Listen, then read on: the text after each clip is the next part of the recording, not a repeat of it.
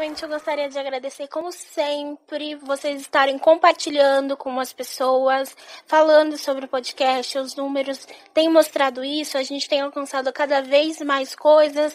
O meu podcast essa semana está disponível em mais plataformas, inclusive na Apple Podcasts. Então, está sendo muito importante saber que vocês estão gostando, tá? Então, continuem compartilhando, continuem falando para as pessoas. Isso está me ajudando pra caramba.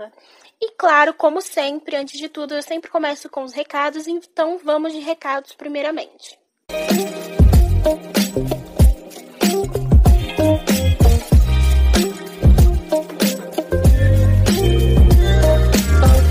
Bom, chegamos nos recados, então vamos lá. O primeiro recado que eu tenho para vocês é falar novamente sobre a campanha do Apoie-se e também do Vaquinha, que vão me ajudar a manter esse podcast, tá bom? Então você consegue fazer tanto a doação pelo Vaquinha, o mínimo da Vaquinha é R$25, vocês conseguem fazer a doação por Pix, por boleto bancário e por cartão de crédito.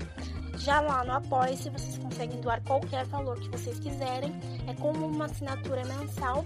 Então, uma vez no mês vai ser descontado do seu cartão, como se fosse um Netflix, um Spotify, enfim. Esses serviços que você faz, uma assinatura. E aí você consegue me ajudar a manter esse podcast e manter tudo isso em pé e progredindo, tá bom? O segundo recado que eu tenho para vocês é que provavelmente vocês já perceberam que houve uma mudança aqui no planejamento do podcast.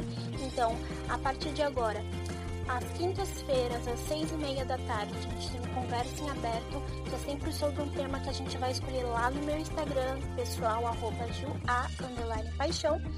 E aí vocês vão fazer uma votação, vou colocar lá os temas que podem ser legais, vocês decidem qual tema que vai ser, e aí eu trago esse tema pra cá, a gente conversa sobre ele, discute, se informa, descobre, enfim. Agora, aos sábados, às 8:30 da noite, vai ter o Teorias e Conspirações, onde vocês vão poder ter acesso aí a assuntos que são polêmicos, a teorias aí, enfim, contraditórias, e a gente vai poder debater, discutir e tudo mais. E nos domingos a gente vai ter os Fatos em Aberto, que é discutir coisas que aconteceram durante a semana, que podem ser interessantes, que podem ter uma relevância aí pra gente, tá bom? Então esses são os recados de hoje.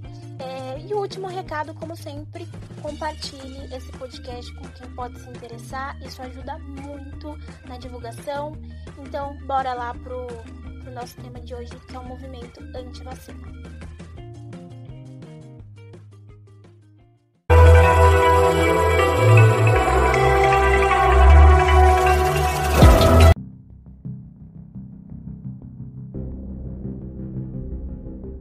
Vivemos a era da informação, da tecnologia de ponta e da ciência avançada. Fazemos coisas que antigamente eram praticamente inimagináveis, como o transplante de um órgão. Retiramos o órgão de forma completa, garantimos a transferência de forma segura até que chegue no novo paciente. Além de trabalhar para que todo esse trâmite seja feito de forma segura, ainda trabalhamos para que o mesmo não sofra rejeição do novo órgão no futuro. Com tantas evidências e provas de que a ciência tem trabalhado para que a humanidade caminhe para um momento mais seguro e mais tranquilo em relação a doenças, ainda é possível questionar a eficácia da ciência? Aparentemente, sim.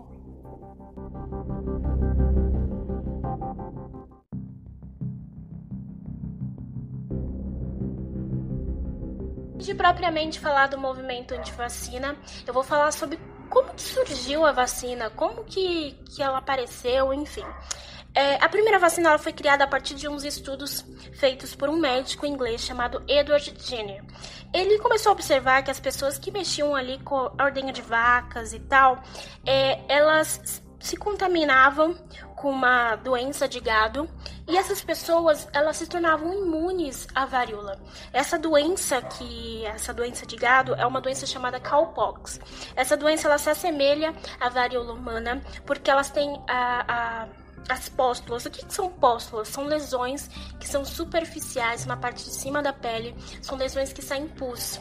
Então ele observou que aquelas pessoas que ali mexiam com gado, que ordenavam gado e que, enfim, se contaminavam dessa doença chamada cowpox, elas desenvolviam, de certa forma, uma imunidade sobre a varíola.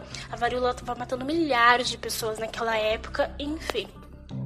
Então, a partir do desenvolvimento dos estudos desse médico, foi possível se criar a primeira vacina, a vacina da varíola, uma doença que estava matando tanto quanto o coronavírus, inclusive até muito mais. E aí, depois disso, a ciência começou a trabalhar ainda mais sobre a medicina preventiva, desenvolveu vários tipos de vacina. Hoje temos vacinas até que funcionam para 3 tipos de doença, como a tríplice viral. Enfim, então a vacina surgiu aí como um meio preventivo de tratar doenças que, assim, matavam muito rápido, o poder de infecção era muito rápido. Então, concluindo isso, a gente vai entender como que a vacina funciona, como que o que está ali dentro da vacina, como que funciona. Então eu vou explicar para vocês agora. A vacina é uma importante forma de imunização. Ela é feita de forma ativa, que é quando o próprio corpo produz.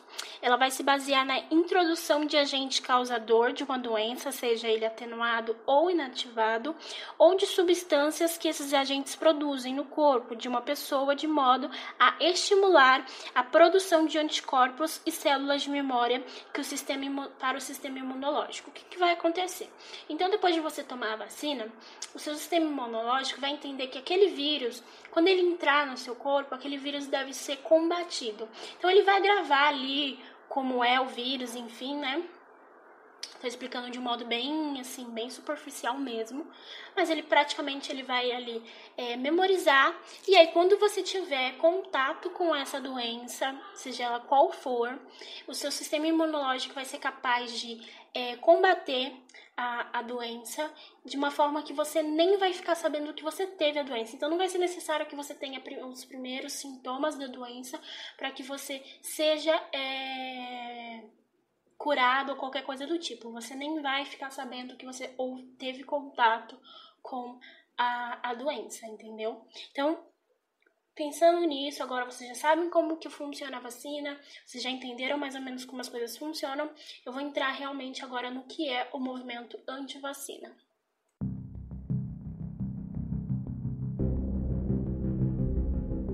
Bom, vamos lá. Então, sempre houveram pessoas que contestaram o poder da vacinação, de outras medicações também. Sempre houveram pessoas que questionaram aí o poder da ciência, enfim, tudo isso, né? Como vocês já sabem. Mas o que o grupo médico acredita ter sido estopim, assim, foi em 1998, quando um médico britânico chamado Andrew Wakefield.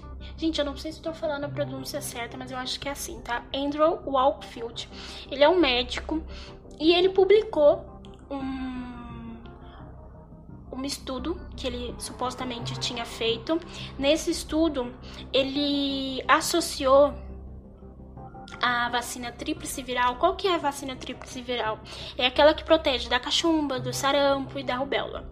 Ele associou essa vacina a uma doença chamada autismo, que provavelmente você já deve ter ouvido. Então, quando foi liberado isso, publicado isso para toda a comunidade médica, todo mundo ficou em choque, assim, porque já sabiam do poder da vacinação. Tipo, ficaram, mas como assim? Como que isso pode estar acontecendo? Então, vários médicos, vários cientistas começaram a fazer muitos estudos, porque ficaram, assim, muito preocupados com isso. Só que, obviamente, em pouquíssimo tempo se descobriu que era mentira. Esse médico, o Dr. Andrew Wakefield, hoje não é mais médico, né? Porque depois disso ele perdeu a licença médica. Mas depois disso descobriu que ele estava associado a um grupo de advogados que queria processar fabricantes de vacina para poder ganhar um dinheiro. Então isso era uma maneira de enfraquecer o poder das fabricantes de vacina para conseguir aí ganhar vários processos e ganhar bastante dinheiro com isso, tá? E não só isso, todos os dados que ele utilizou ali no suposto estudo dele, dos pacientes dele, eram todos forjados mesmo, não tinha nada verdadeiro ali.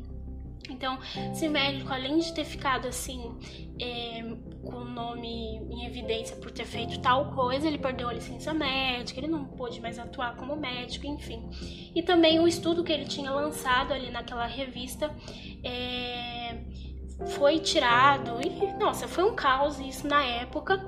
Só que muitas pessoas do movimento anti-vacina ainda utilizam o argumento desse médico, falando que realmente tem tudo a ver, porque de alguma forma as vacinas, e principalmente a vacina tríplice viral, que é a que tem para três tipos de doença, ela causaria um certo, como que eu vou dizer, um certo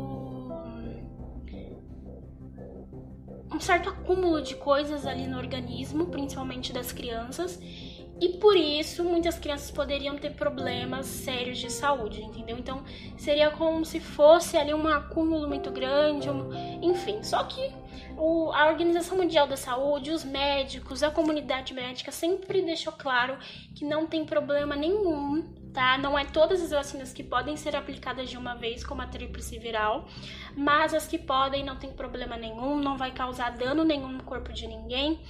E, principalmente, obviamente, tem toda a segurança e, claro, de alguma forma fica até mais barato, porque de uma vez só você consegue ali fazer com que a criança, que a pessoa consiga se proteger de 3 doenças. Então, não tem nada a ver, não vai causar nenhum tipo de dano ao organismo.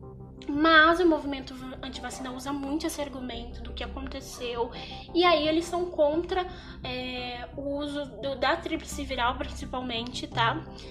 Das vacinas que utilizam de várias doses, de uma dose para poder servir para várias doenças, porque na cabeça deles, eles dizem que realmente isso pode fazer muito mal no organismo da criança, e também dizem que crianças não deveriam ser vacinadas até certo ponto, porque é muito pesado. Eles usam mais ou menos esse argumento, tá?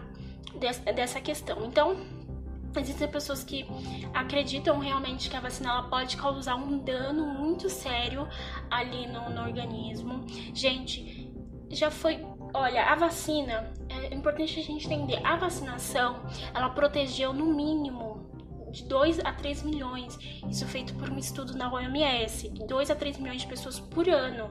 Então é muita gente que pode viver, que pode, enfim, ter uma vida aí tranquila, porque a ciência trabalhou a favor disso, tá? Então, não desconfiem da vacina, não tem por que desconfiar da vacina. A vacinação sempre vai ser um meio, uma maneira da gente se proteger de uma maneira preventiva. Então, pelo menos, eu acredito que seja sempre bom a gente ficar no lado da medicina preventiva, porque se prevenindo de algo, deixando não permitindo que algo aconteça é sempre melhor, porque depois tem que fazer todo um tratamento. As doenças, por exemplo, meningite não mata, deixa algum dano muito sério. Sarampo é uma doença que mata, assim. Paralisia infantil, poxa, quantas crianças tiveram deficiências sérias por conta de não tomar a vacina da pré-paralisia infantil, sabe? E hoje não tem só a vacina aplicada em agulha, tem as gotinhas, né? Que ajuda muito, porque a gente sabe que as crianças e também adultos têm medo de agulha, isso é fato, então isso já ajuda.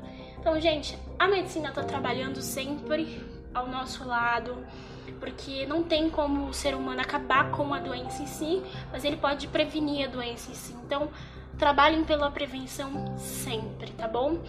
Tudo que eu utilizei aqui, todos os dados que eu utilizei aqui, eles eles vão estar disponíveis lá no meu Instagram, tá? Então vocês conseguem achar tudo que eu falei aqui, não tem problema nenhum. Depois vocês podem checar todas as informações passadas. Se caso eu deixei de falar alguma coisa, é só me avisar, tá bom? Eu acredito que eu não deixei de passar nada, mas se deixei de passar alguma coisa, depois eu venho aqui e pontuo pra vocês, tá bom? Então, primeiramente, eu queria já agradecer por vocês terem me ouvido até aqui. É realmente importante falar sobre as vacinas, porque a gente tá vivendo esse momento em que as pessoas estão desacreditando da vacina, e a gente não pode desacreditar da vacina, da ciência. A ciência está trabalhando ao nosso lado. E, enfim, tá bom? Se cuidem, ainda estamos em pandemia, uma pandemia que tá matando muita gente por dia. Então, se cuidem, fiquem em casa o máximo que é possível. E quando chegar o momento de você ser vacinado, vacine-se, porque a gente vai poder caminhar aí pra sair dessa pandemia, sair dessa quarentena e voltar a ter uma vida mais tranquila e o mais possível voltar ao normal, tá bom? Então, beijos e até amanhã, porque amanhã tem o Fatozinho Aberto, já a estreia do Fatozinho Aberto, então amanhã eu vou trazer coisas pra vocês que aconteceram durante a semana. Então eu já convido vocês a me ouvirem também amanhã, tá bom? E se quiserem me mandar qualquer sugestão sobre temas, sobre, enfim, qualquer coisa que vocês quiserem me mandar, é só irem lá no meu Instagram, @jua_paixão, e também ou no Instagram do podcast, que é @podcastpapoaberto. E eu vou estar sempre disponível ali pra ler e pra ouvir vocês, tá bom? Então, beijos e até amanhã!